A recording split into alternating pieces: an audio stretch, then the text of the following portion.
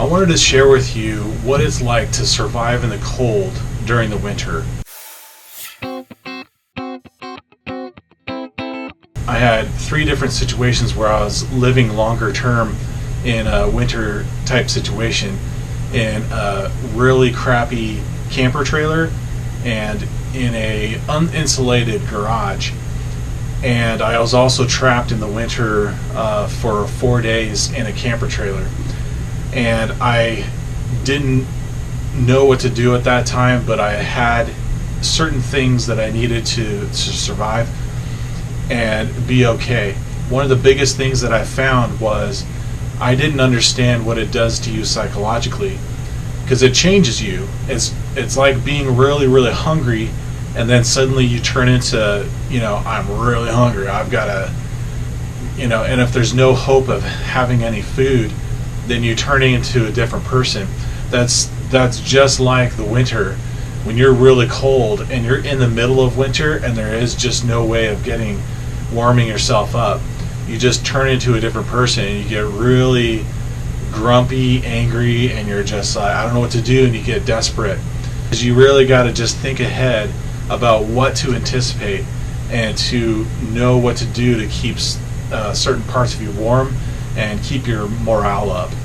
So there's a lot to this. I may forget some things, so I may share some other videos that if I think of other things, I'll have to share another video, because there are so many things that go on in your mind, and not only in your mind but physically. Well, the first thing that we think about is we're physically cold, and we get certain parts of our bodies, like our hands and our feet, cold, or our nose and our head and stuff. We don't often think about what happens psychologically, and there are things that happen, and different mindsets during the cold winters. And I want to share with you the reasons why I ended up getting this trailer, and I have another video explaining about this one. But I started out with a really crappy trailer. I didn't know much about them, and I had a brother. My brother's wife's family gave me their old camper trailer, so I thought, hey, this is cool. I'll save some money. I'll be able to just live in this and figure out a place to stay. The winter thing is a whole different world, and I had to learn quickly about what is going to be most important to me. And I guess the first thing that comes to mind is your feet. There's a way to warm your hands. They get cold as well, but you can actually fold them under your arms, or just blow into them, or hold them together like this, or put them in your pockets, or you can put them on something warm, or put gloves on them, and mittens are warmer than gloves. But with your feet, it's a different story, because they're constantly down towards the ground when you're walking around or sitting, and you can't just fold your foot into your other foot and put it in a pocket somewhere, or cross your legs and sit like that. It's a different story, and so it's harder to get your feet warm, and it is actually quite obnoxious, because your feet are just constantly bugging you because they're cold. And so that's where boots come in, and nice insulated boots, and also a sleeping bag. So the first thing, I just want to show you what boot that I used. And I learned that this isn't the best boot. It's waterproof, and I can walk around in the snow and be okay. But the real issue is the insulation between the sole and your foot. And I didn't know this. I just thought, it's a boot and it'll insulate you, and as long as you have good wool socks on, then it'll be good. And I'll put a link about wool socks. But so when you look down, and you might have to do some research on how to, insulate your boot, but I noticed that this rubber is going to conduct. Is that the right word? Conduct. It's going to conduct the cold right up into your foot, and if there's no insulation between there, then it's just going to get cold no matter what. And I had wool socks on, and it still didn't do very much. And I even thought of an idea to cut out, this is from a visor for a car. I found this at a thrift store, and I just cut out, big enough for my foot to go in, and it has foam on it and some reflective foil on the other side. So I thought, this would work to reflect heat back into my foot and also insulate it with that foam.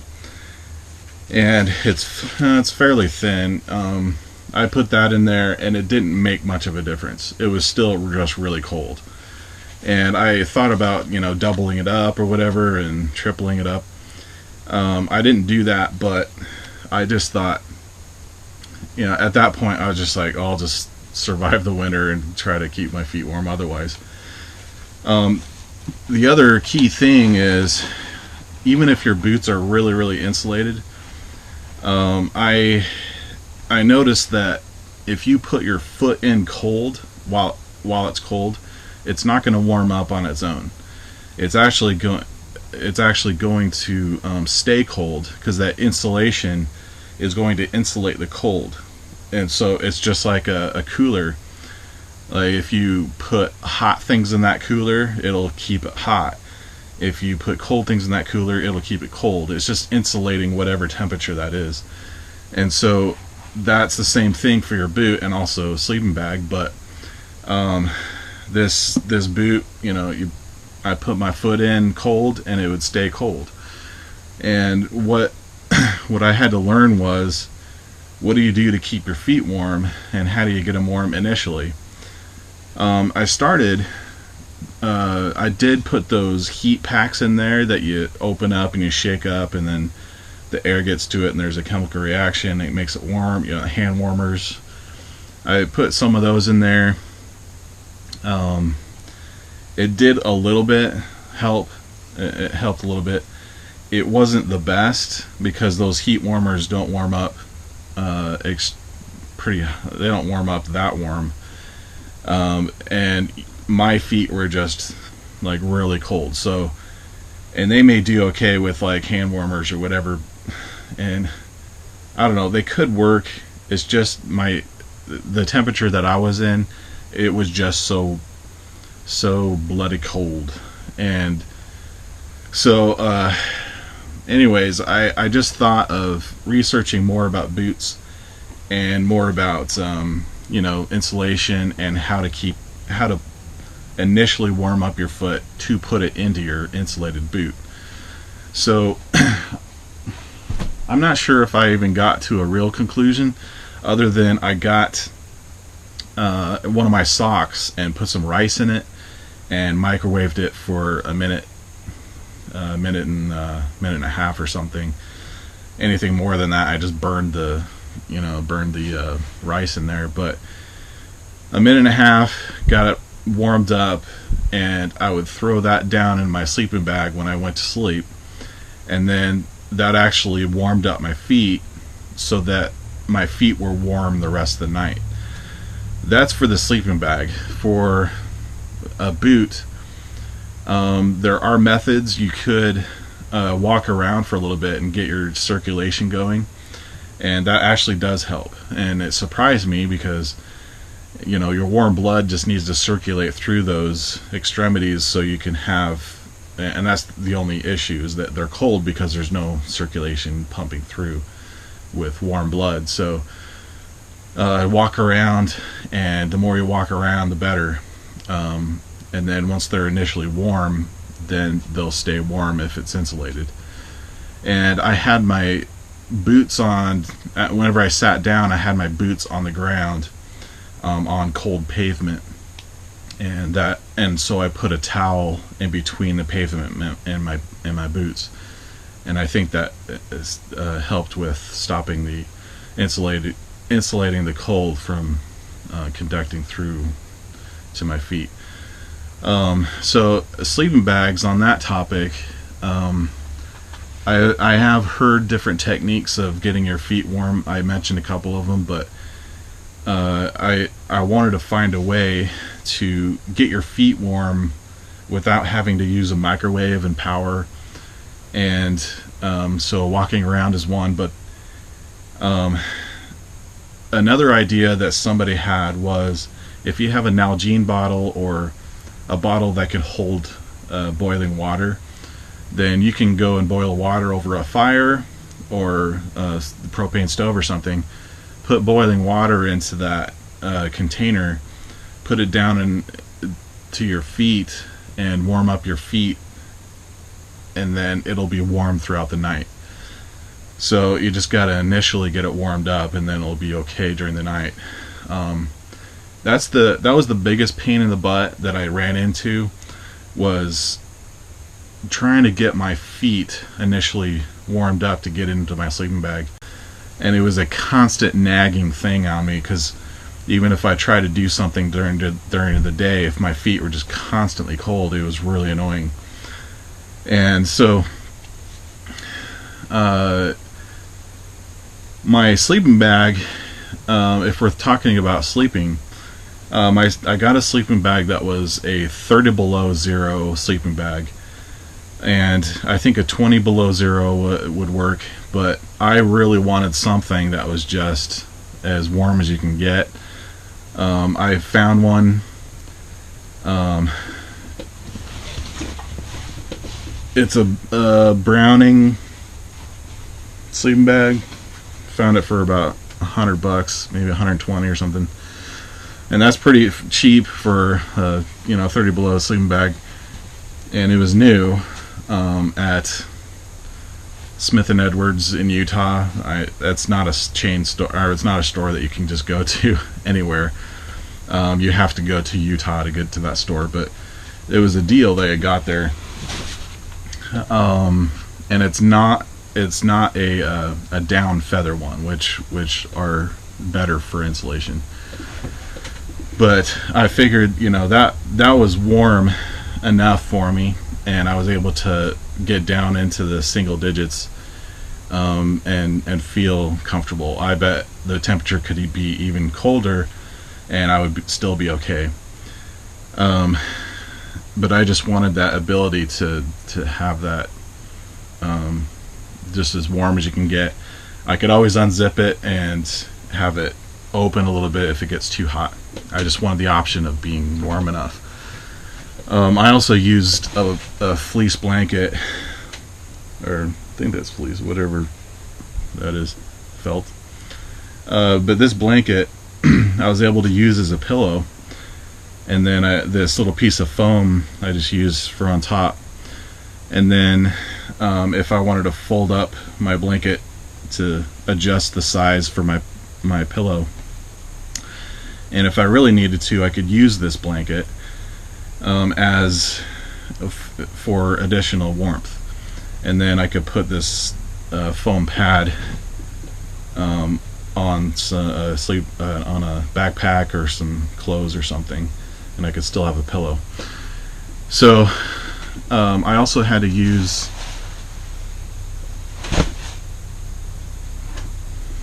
Balaclava, and this is one I found at Walmart for I think $20 or something. But this Balaclava, it's able to go over your entire head and your mouth. And I noticed that my nose was cold all the time as I was breathing in and out, and it got annoying. So I thought I need to get a Balaclava that covers my nose, and that would help keep the tip of my nose warm. And I did notice that there's condensation constantly getting on the edge of it, so it was constantly wet, and that kind of got annoying too. But I at least needed to get something over my head, so I didn't have to keep it under my sleeping bag all the time. But that's an important factor. But I want to get like something that goes over my nose. And if I didn't have this available, I just used a shirt, just put over my head and wrap around. And then I used this is kind of like undergarments, like insulated underclothes. This is cotton. It's not the best for long johns or whatever. I bought this for $1 at the thrift store, so it was no big deal. I just used it. It worked okay, so it was just fine. But I put it on and I used it for layers to keep me warm. Plus, I can keep my arms out of the sleeping bag, and look on my iPhone or something like that. So, but the better long johns are the wool ones. They're more expensive, but they'll keep you dry, and it has a better wicking ability. And then wool socks really helped a lot too. There's a certain type of wool, I can't remember what it is, but as long as they're mostly wool, then that'll have the wicking ability but also keep it dry as well. So just wool anything is going to help you a lot. During the time that I was awake and doing things, I wore snow pants, and these are just insulated snow pants. You could buy snow pants at the thrift store. You can get them pretty much anywhere for cheap because they're so abundant. I did get some snowboard pants that you could use layers, and those help as well. And then I just use my thermal underwear or whatever, and a coat, and then a thicker coat. And I use this. It's just a thicker coat that I could put, and I wanted a hood so I could have that option of covering my head too. And this also, I turn this around backwards and I put it on like this, and whenever I go to sleep I can keep my arms out, and then I could put this over my head, the hood over my face, or even like that. I can't breathe that well, but it's like there's a way to keep yourself warm turning your coat backwards, and then it covers half of your body anyways. So that was one little thing I did often. So that was a kind of a cool idea, and I just wanted something kind of cozy and warm, insulated, and so I just bought this. So that was just one little idea. I'm trying to think of more ideas. The psychological thing that I was talking about is when you get cold, you could start, thinking of techniques and whatever to stay warm, but after a while it just nags at you, and it feels like you're in the middle of winter and there's really no way out of this except for to just be cold. Like I wanted to stay in my sleeping bag and not get out of it once it's warm. That was number one. Like once I initially warmed up my sleeping bag, got my feet warm, and I woke up in the morning and I'm like, I do not want to get out of the sleeping bag. Because all there is cold out there, and this is the only warm spot I've got, and my feet are warm and I don't want to get out. So and then there's the issue of going to the bathroom. Number one, which is going to the restroom, number one. If you have to urinate, there are ways that people do it. Sometimes they have like an old Gatorade bottle or something, and they could keep that with them, turn to the side, and hopefully they don't spill. But there's, it's more difficult for women, but there are ways of doing that. You can stay in your sleeping bag as much as you can, or at least sit up and not get out of your sleeping bag too much, but be able to get back in as soon as you can. So there are techniques with that, and hopefully I can find the video that I saw that was really helpful, but maybe I could do that. But there was, let's see, going to the restroom, number 2. That's a different story. You're going to have to probably have a bucket nearby, if anything, and it could be as small as something like this. This is not a 5-gallon bucket like you normally see, but I've used one of these before, and I just put like grocery bags, a couple of grocery bags in, and just went in there, and then had some moist wipes to use. So I used this, and I was satisfied with that. I mean, it's enough for a night or two. So, and I just take the grocery bags out, tie it up, and then throw it away. So, or dump it out, bury it somewhere. That's what I did with going to the bathroom. But you don't want to get out of your sleeping bag for too long before your feet start getting cold again. So the other thing is eating. When I had to prepare foods and clean up afterwards, I just wanted something really simple because I just wanted to eat and get back to what I was doing, and I didn't clean up that often because I just reused dishes that I was using before, or disposable dishes. You could use like a camp kit, and I just reused the bowl every time, and that's just what I did because I just didn't want to spend time cleaning and being cold.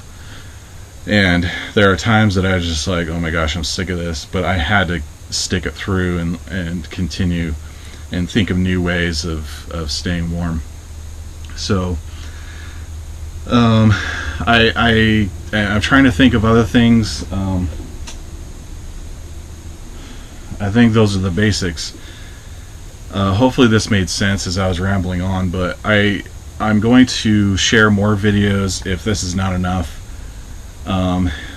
Actually, one thing, this is not the trailer I had at the time, but one idea that I had was, let's see, I had a 24-foot trailer, and I had a little, let's see, a space heater, propane heater, and I discovered that I was trying to heat up that entire trailer, and I was thinking, that it takes longer, and I'm using a lot more propane for that whole 24-foot trailer, and as soon as I step into that trailer, then I have to get the propane heater out and then get it going and then have it warm up the entire thing. So that was kind of a pain in the butt. So I don't know how to demonstrate this, but there was just maybe like 5 feet with my bed. So I had a bed here, and then I had a desk for my computer, and that's all I really needed for most of the day. I just figured I could just put up a barrier. Actually, my trailer had a dividing barrier. It was a curtain type thing, and so I just utilized that, closed off this section, and then I had to put cardboard in the spots that had some air going through in the gaps.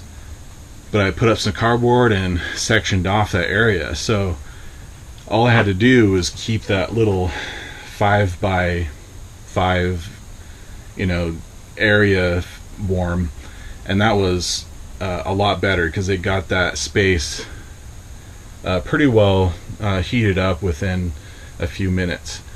So that was just a technique that I used just to section that part off for the sleeping area. And you can do that for your trailer if you've got just the sleeping area, and the kitchen area I didn't have to keep warm, and the bathroom area it didn't matter as much as the sleeping and being on my computer area. So anyways, that was just one little idea with that. But I did notice that those older camper trailers are not really that good for insulation. In another video I can show you, hopefully I still have the footage, but I did try to insulate the garage area that I was living in at the time. And then in the trailer area, I had some ideas of trying to insulate it better with cardboard. But those older trailers are just not insulated that well.